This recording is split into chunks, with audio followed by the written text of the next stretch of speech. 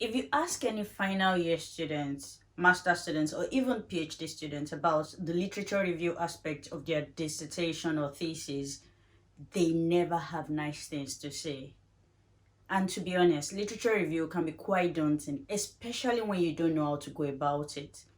There are ways to make it easier for you. So in today's video, we're going to be talking about how to write your literature review fast, and not just fast, but diligently and in a way that will be not stressful, in quotes, that would not put stress on you at all, and in a way that would make you enjoy the process. So if that sounds like what you're looking for, then definitely keep watching.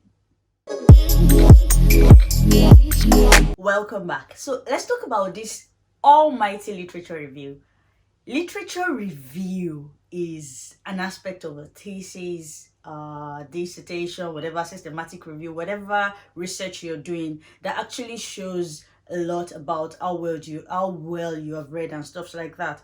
Literature review involves you bringing so many literatures together, like it says literature review. Literature in this sense means works and research and I won't say literature again, and well, basically works that have been done by other researchers. You already know that in academic writing depends on you using previous works. Basically, it depends on you resting upon the shoulders of giants that have gone ahead of you. That's how I will put it. So, that said, if you want to write your literature review, I know it can be quite scary, it can be quite daunting and all, but you would have initially written your introduction or your proposal even before the introduction, and you already have few literatures on ground. So, and don't forget, I've already done a video on how to write a very good introduction. So if you want to check that out, you can check that out later after you finish watching this video. And before I go on, please make sure to subscribe and tap on that like button, turn on the bell notification. And if you're watching me like this already, that means this sounds like what you're looking for, and trust me, you're going to enjoy this process. One reason why I have said that, let me market myself. One reason why I've said that is that in this video, I'm also going to give you an example of a literature review, just an example for you to look over. Most videos that I have seen on YouTube, let me digress a bit, most videos that I've seen on YouTube only tell you how to write it. They only put it there vaguely. They don't give you an example. They don't show you what is expected, how to actually go about it in the real sense of it. But what I am going to do, because this is something I have struggled with, and fortunately for me, I was able to overcome and get a good concept of it by asking and researching so much. But I don't want you to go about and go through the same stress that I did. So I'm going to give you on a platter. I'm going to give you examples of how to write this thing, how to go about it, ways to follow, techniques to follow. And then in turn, I'm going to give you an example.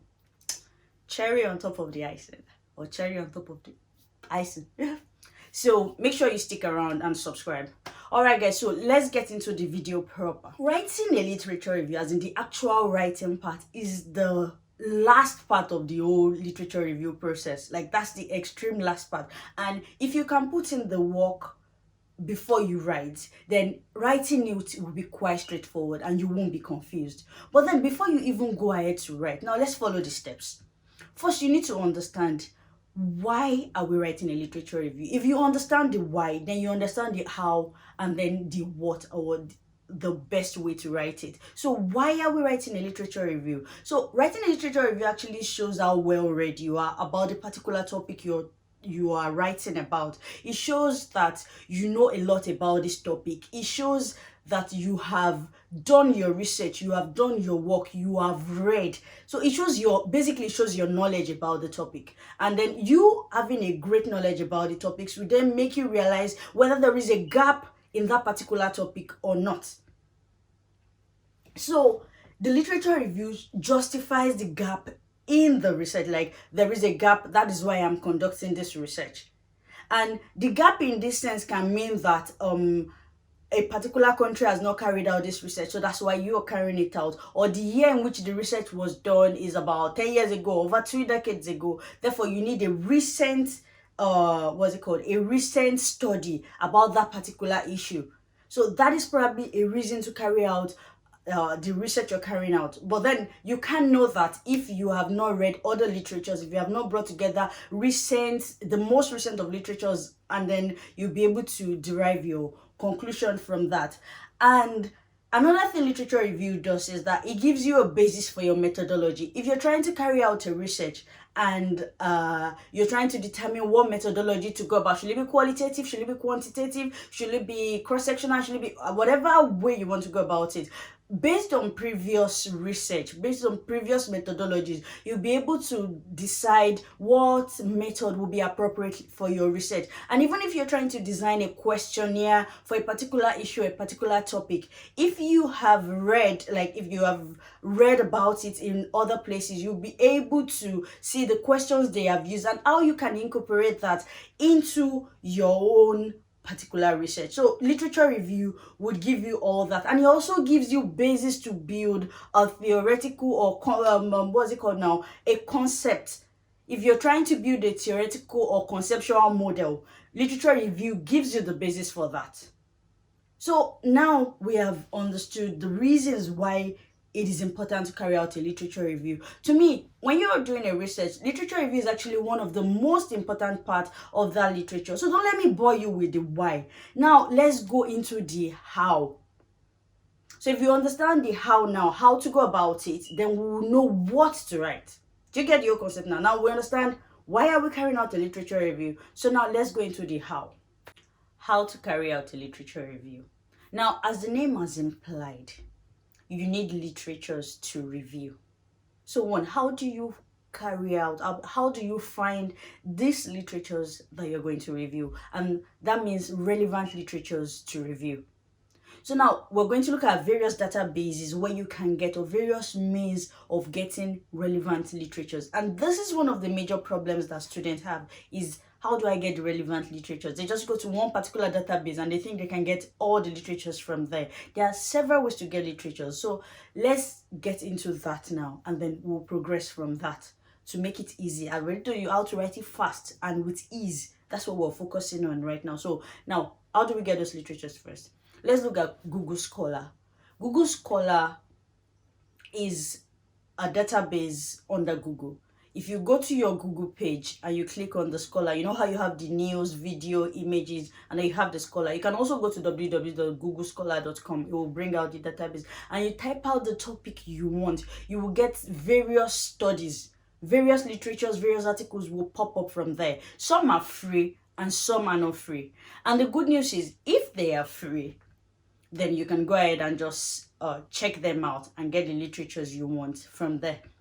And if they are not free and you have to pay, if you're in a UK university, that I can speak for, if you're in a UK university, then you can just take the names of the authors and the title of the book and even the journal where it was published, and then go to your school database. That takes me to the second database that you can use. Just go to your school library, and then you have various databases that you can access from there. Go to your school library and look for that particular literature in your school database. That's your library now. Just check it online. It's online library, by the way, not like you have to go to shelves and stuff like that. No, just check in your school database and then see if you can find that actual literature.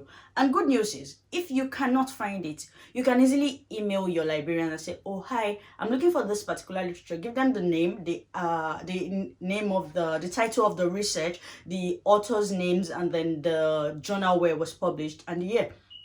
And then send to them and tell them, oh, I'm actually looking for this particular article. Could you please be kind enough to help me check for it? And if they do have it, which almost every time, at least 99.999% of the time, they have it, they will send it back to you and say, oh, there you go. And then you will have some of the literatures that you need. And now this is the sweet part. When you have some literatures about the topic you're writing about, or whatever issue you're writing about, when you go through all the literatures you already have, inside those articles and literatures that you're reviewing, you already have some other articles that you can also review as part of your literature review. So as you're reading, if you come across any reference that you know is very useful to your topic, all you have to do is go to the reference section, look at the reference, and then Take that reference and put into the database and see if you can get that article. And if you cannot get the article, email your librarians again, like I have said. So that way, even by getting just one article, from one article you can get like 10, 15 literatures. Do you get? All you have to do is go through them and then pick out like important articles that you've also seen there that you also can read and review. I'm not saying just copy the reference and go and put in your work. No, that's not what I'm saying. I'm saying from there you look for those research that have been done and then also print them out. If you have to copy them out or put them somewhere where you can also review. Do you get? So that way you are able to get literature reviews. And the last form is other people's dissertation. So, but this part you have to be quite careful. You can review other people's dissertation, but the problem is you don't know what the person scored or how diligently the person carried out the dissertation. But you have to be very careful when you're reviewing this. But it is important to also check out other people's dissertation. One thing that it will tell you is how they carried out theirs, the references that they used as well, which you can also get like from your school's database, from Google Scholar. Get those references as well and add it to your work. That way you have all the literatures you need. And one question that people quite ask often is, how many literatures should my literature review have? That part is it varies. So I won't be able to answer directly to say, oh, this is the number of literatures your literature review should have. I would say direct that question to your supervisor. Ask them if you're writing, there are different ways of writing literature review, which we would get to. So if you're writing some forms of literature review where you have to print out the names of the stuff and the names of the author and say they said this, and then you critique it one way or the other. Oftentimes, when I did for my master's thesis, I think I reviewed, the concept I used required me using 10 or 15 literatures thereabout. But then I had already done my introduction part, which contained several, over 200 literatures. So it also depends on your supervisor, this part, and it depends on your title or the approach with which you're taking this thesis or dissertation of yours. So it's important to also get a feedback from your supervisor so you can know how to actually handle that question. So there is no straightforward answer to that. So now that that's out of the way, now let's move on. So still under the how, this part is the part where you input, you extract, and you analyze or synthesize. Okay, so what do I mean by this? The input part is immediately you're getting the literatures that you need for your literature review. What you need to do is, by the way, when I say you go through those literatures, I don't mean read everything. Just go through the abstract so that you can know if it actually correlates with your work or not. So if you go through the abstract and you're not clear whether it does or not, just go to the conclusion part of it. You'll be able to tell from the abstract and the conclusion. You'll be able to tell whether this thing correlates with the topic you're writing about or not. And once it does, so you collect those stuffs with so that you won't have an issue with referencing and accessing those details, because trust me, there are a lot of papers. So if you think you would remember, you will forget. So don't think you would remember, and that's the part where most students actually miss it, and then they get confused at the end of the day. Where did I see what? So put those references immediately, like put them into use your reference managers. I don't know if you know how to use all this Mendeley or Zotero. If you don't know how to use that, I'm going to make a video. Just leave a comment in the comment section to let me know if you want me to make a video on how to use Mendeley and Zotero. Those are reference managing software that makes it easy for you. Not that when you're done, you now just start with referencing, which is what most students do, and then everything gets overwhelming at the end of the day. So let me know if you know how to use this software, or if not, just let me know in the comment section, and then I would tell you about it. So use those referencing software to like keep your references, so at the end of the day you're not overwhelmed. And then when you have those references, you now go ahead and pick out the important things. That's what I mean when I say you extract the details that you need. And to extract this detail, I have this table that I usually use, so I'm going to put a link in the description box so that you can get that or copy the table that I usually use to extract my data. And what I do by extracting this data is I get the key information. Don't think that the only thing you have to do for a literature review is to write. That's the mistake most people do. When you have this is a table. When you fill in those tables, it makes it very easy. Like, this step is crucial. It makes it very easy to be for you to be able to write. So print out this table, inputs. You don't even have to print it out. Just copy this table to your, if you're using Microsoft Word or if you're using Google Documents, whichever one you're using, copy this table there. And what you have to do is input your data, extract those data from the literature that you already have. You've already saved the references. You see how this thing is going to be easy for you at the end of the day. You already have your references that you have saved in your reference management software, which will make it easy for you to have your references at the end of the day. Then you now go and extract the crucial information. This is not part of what you put in your work, but extract those information and put it in. This extraction part that I've already told you will be in the description box. Make sure you check it out.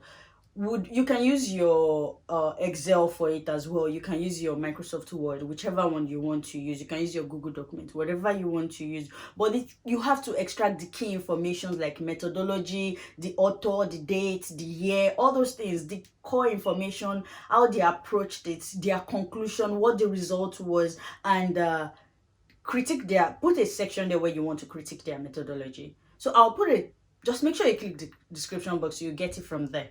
Okay, so now that you have that, you have the details from all the literatures you want to review, you have the references.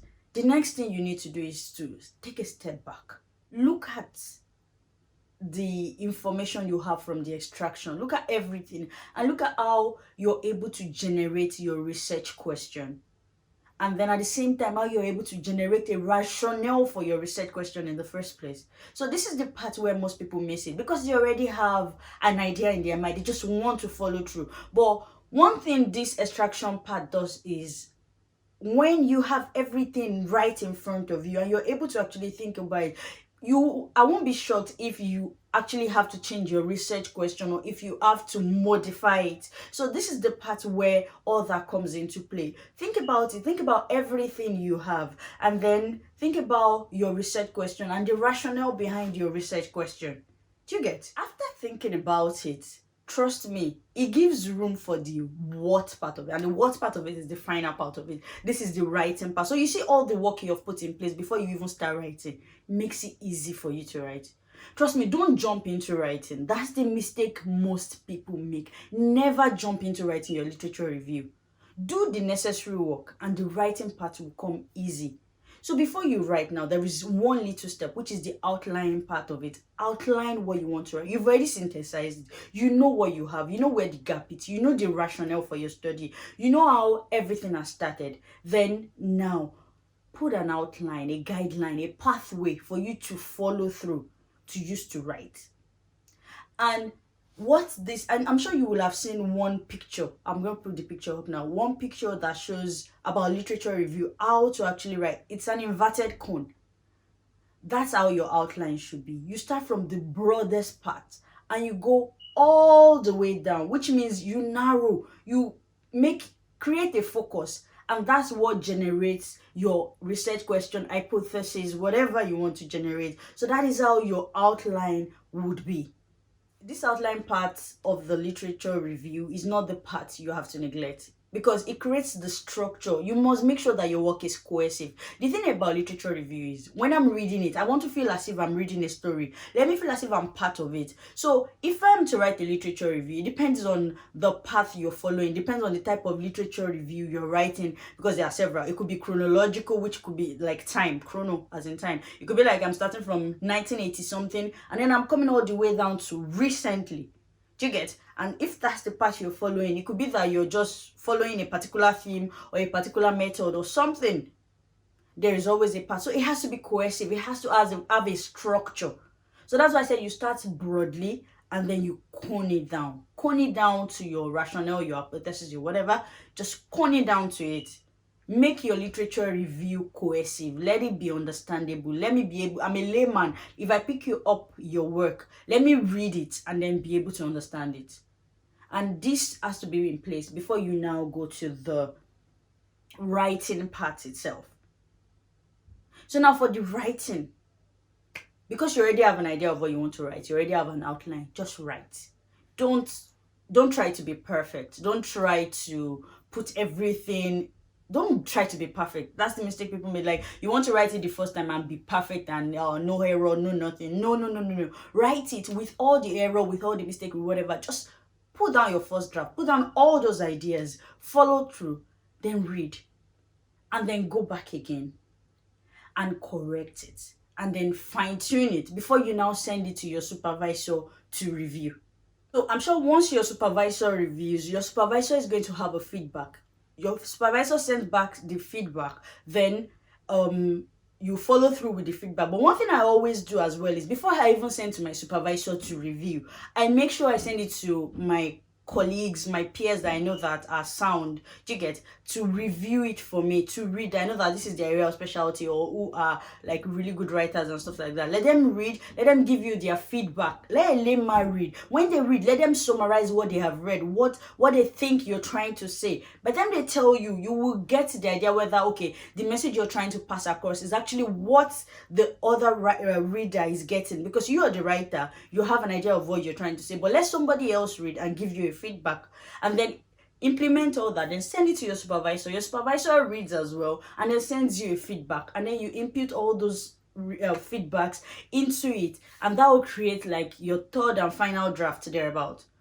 So I think that basically summarizes how to write the literature review. But no matter what you write, no matter how you write it, you always have to make sure that you critically analyze everything. Critical analysis must be in everything, and I have done a video on that already, so make sure to check that out. Critical analysis must be in everything. Now I have told you the easy way, the ways to follow, how to follow, and I am sure one of the things you're looking for is, let me even see an example for somebody who doesn't know what the literature review path is. Because when you pick up some articles, some research and stuff like that from literatures, and you check them out, if you're somebody who is not very used to academic writing, this is your first time writing proper academic works and stuff like that, you are looking into it and looking for the parts where they will actually write literature review.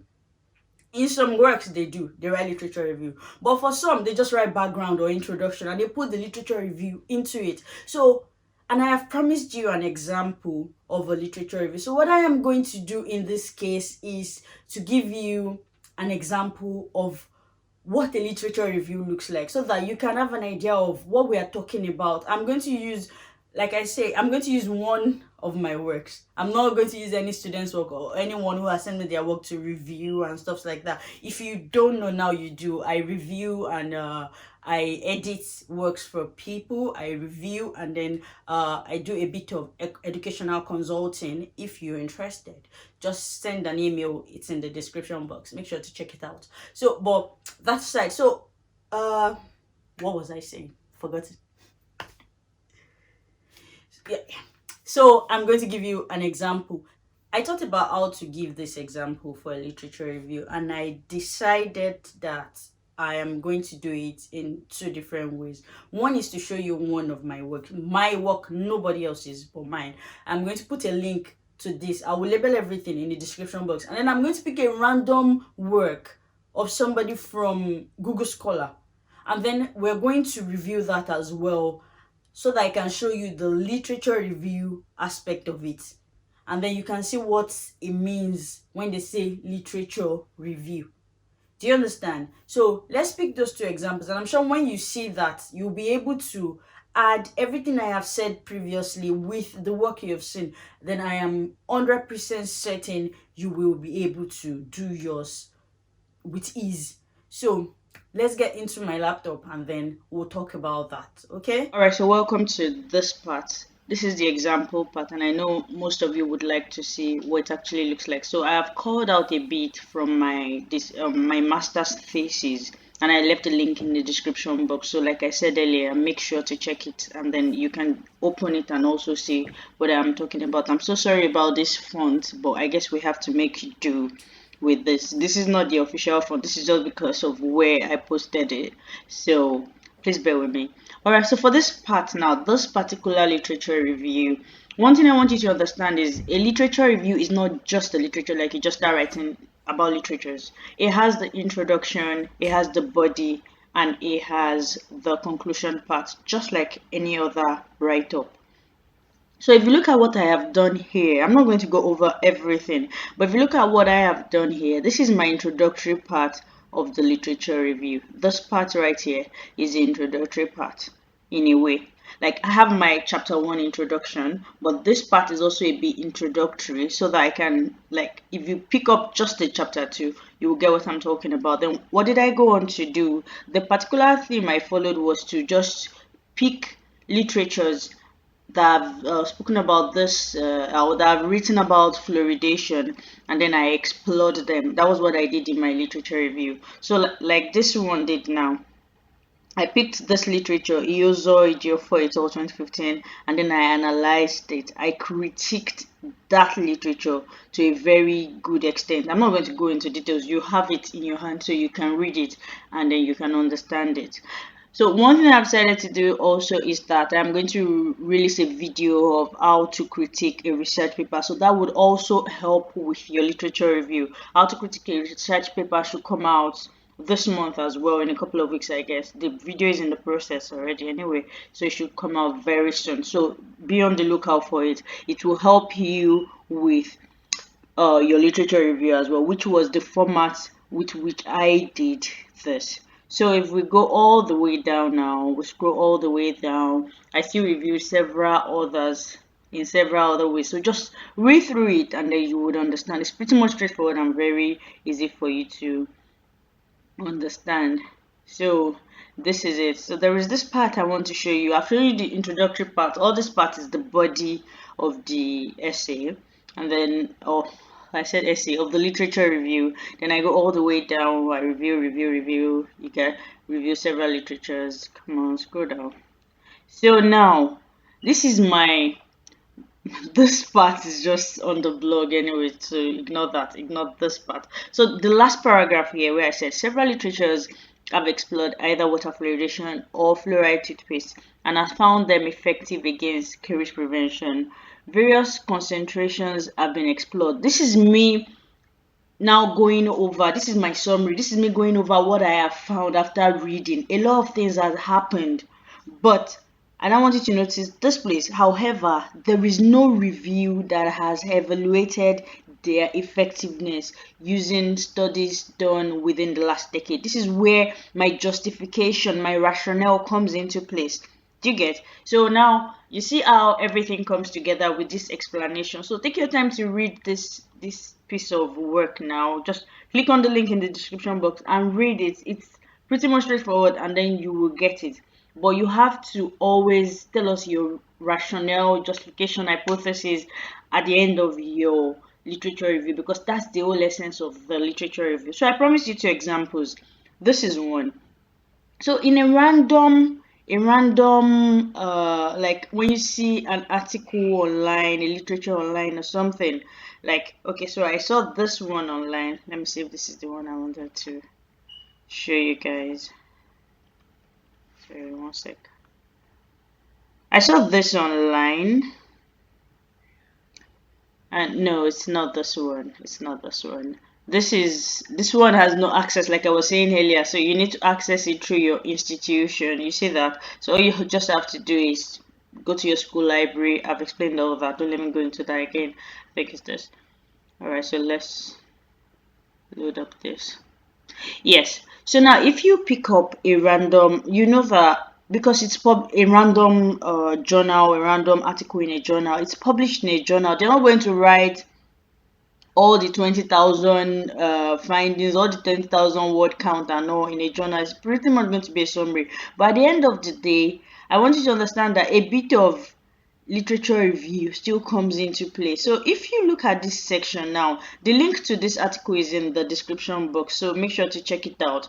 This is the introductory part of the literature review. You see? So now look at this. As a result, there has been a growing interest in developing treatment alternatives to control or attenuate weight gain. So a recent review of interventions to reduce weight gain in schizophrenia concluded that there was insufficient evidence. Now that's their rationale. Do you see? Even though it's really short, like it's written in a journal, so they can't write everything. It's really short, but at the end of the day, they still have their rationale. Therefore, the present study, which is this study we're reading about, aimed to undertake a systematic review and meta-analysis of all relevant randomized control trials of non-pharmacological interventions to control antipsychotic blah blah blah blah. You get the whole point, right? All I'm trying to say is for you to have a literature review, you have to have the intro, you have to have the body, and you have to have the conclusive part, which tells us about the rationale or justification or hypothesis, whatever way you're going. You get. So now you have two examples like I have promised, and I think this should really help. So take your time to read and digest it. This is not something you learn overnight. Take your time. If you have any question, if you have any query, leave it in the comment section. And if you really want me to help with something, like I said earlier, it's at a cost. Just send me an email and then we can take it up from This is there. a very long video, and I hope that you have gained a thing or two. And if you have watched up to this point, well, then I'm 100% certain you have gained a lot. So have you subscribed? Have you liked? You gained a lot. As in, if you're watching this part right now, I almost don't always say this at the middle of the video because I know anybody can log off. But if you're here right now, you're still watching me, you enjoyed me. You enjoyed the moment. So tap on that subscribe button, turn on the bell notification, like this video, share with your friends that you know will benefit from this video. This video is not for everybody, but then share with your friends that you know will benefit from this video, and make sure to look forward to all other videos of mine. If you have inquiries or you want me to help out with anything at a cost, just pop that email to me and then we will discuss. All right guys, so till I see you again in my next video, make sure you put a smile on somebody's face. Bye guys.